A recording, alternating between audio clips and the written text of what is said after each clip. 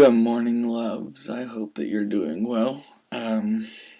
Just, yeah, whatever. Anyways, as you can see, I'm a little tired. I actually got up in time to go to prayer this morning for 6:30. That was really great. I loved it. They had some music playing in the background, and actually it was Shane and Shane, which was really nice. I don't know if I've listened to Shane and Shane in a while, but it was nice to hear their voices again, and some of the songs that I knew, so that was cool. And then actually I had breakfast. I think you guys need to pray for me. Something's wrong if I'm getting up that early to have prayer and breakfast. No. No, I'm trying to get on a good schedule, but yeah, this is me we're talking about. So yeah, that happened. Been reading my Bible. We have cell groups at 10 o'clock, and then we're meeting up with one of the professors named Carl to get our class schedules and stuff. And then we're packing to get ready for Israel. We're leaving tomorrow. And by the way, I don't know if I'll be able to vlog that much. I mean, obviously I'll have video.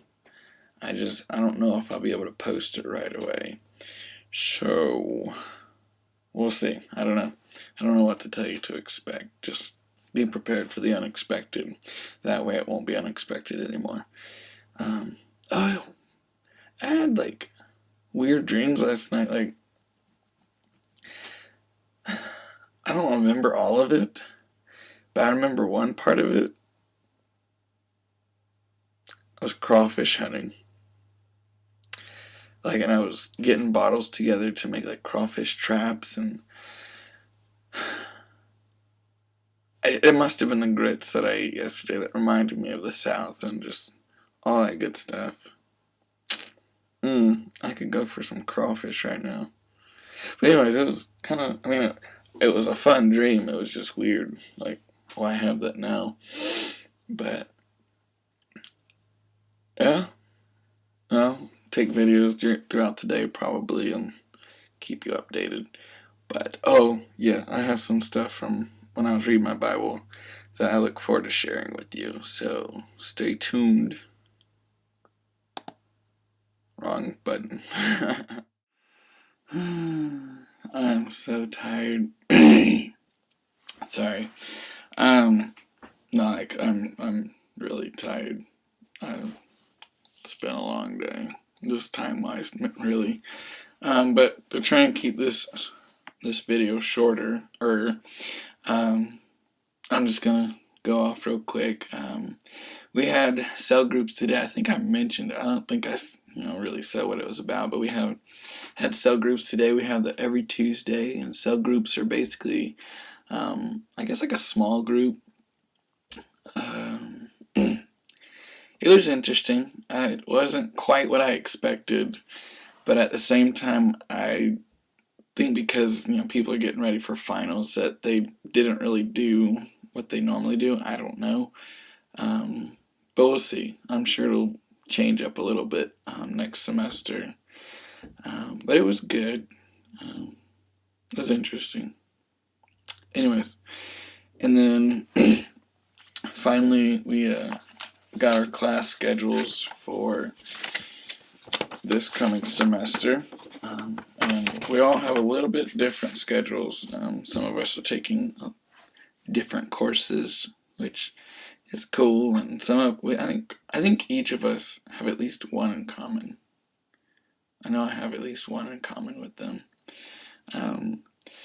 But next semester I'm taking New Testament survey, pastoral theology, intro to Christian care, and then Christian or church administration, sociology, the intro to sociology, and then Christian education of children. So I'm actually pretty excited about this. I got to pick my classes. So I'm pretty excited about all that, and that I don't remember how many hours it was, but it was, I think, up to 18 or something. I could be wrong. It was somewhere around there. And then we have work hour and stuff like that. So our time being spent doing stuff will add up to more. Golly, it's already 2:30 on the video. Had a long talk with a guy named Sunday. Really cool. He kind of shared some of his story with me. Kind of an honor to hear it, and just how God's been working in his life. It was really such an awesome testimony. And then had a conversation with my buddy Marcus. He's a really cool guy. I love a lot of the guys here. Like they're pretty awesome. But we had a good conversation after dinner. As you can see, I'm tired. I'm dead. Today, I don't know. Today's been a weird day. I'm not sure if it's a physical tired though, because and I know when you're tired you get grumpy, but I'm usually pretty good, and I haven't lashed out at anybody or anything like that, but my temper has been really short, and I don't know if people have noticed or not, but hopefully not. But I think a lot of it has to do with a spiritual warfare type thing. I woke up today and I was laying in bed and it was weird. I had that it's gonna be a hard day, and it was more, I guess, in the like purity realm. But whenever you have spiritual warfare in any aspect of your life, it affects the rest of it, from my experience. Anyways, moving right along, because I don't want this to get too long again. I had just, like I said earlier, I have a couple scriptures I want to tell you, and honestly, I'm not as fired up as I would have been, so just bear with me. But gotta find it.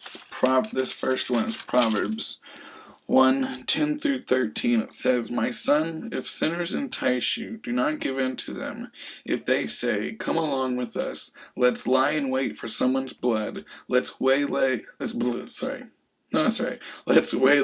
some harmless soul. Let's swallow them alive like the grave, and whole like those who go down to the pit. We will get all sorts of valuable things and fill our houses with plunder.'" Now, often I would, I guess put that verse with people who wanted to do physical harm. But then, I've been thinking, our words have the power of life and death. And, oftentimes we don't mean to say stuff to really hurt people or to sometimes, a lot of times we just need to shut our mouths, but sometimes when we spread gossip, we really don't mean to. And it usually comes about with, someone asking a simple question, and maybe their intentions aren't even to entice you, but if you're not careful, you will be enticed to do that. And, maybe you'll start talking someone down, and that'll start building you up, and that's the plunder that you're going to be gaining. But ill-gotten gain never lasts. It will come back to bite you. So that's kind of something you can think about if you've done that recently.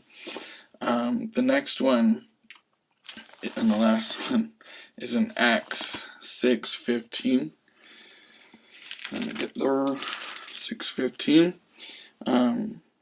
This says, all who were sitting in the Sanhedrin looked intently at Stephen, and they saw that his face was like the face of an angel.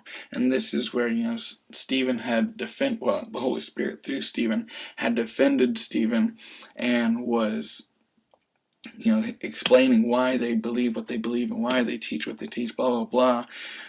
And one of the original charges was that he was, dang, this video is getting long.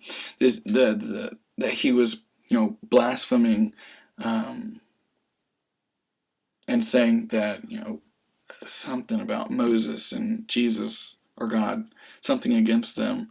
But what I think is funny is in this verse it says that they looked intently at Stephen and they saw that his face was like the face of an angel, and I'm assuming that his face was shining. I probably need to look that up in the Greek, but let's go with that, because I'm pretty sure that's what it means. Um, how, how how can you not make the connection between his face and the face of Moses that's shown after he had been in the presence of God? Duh.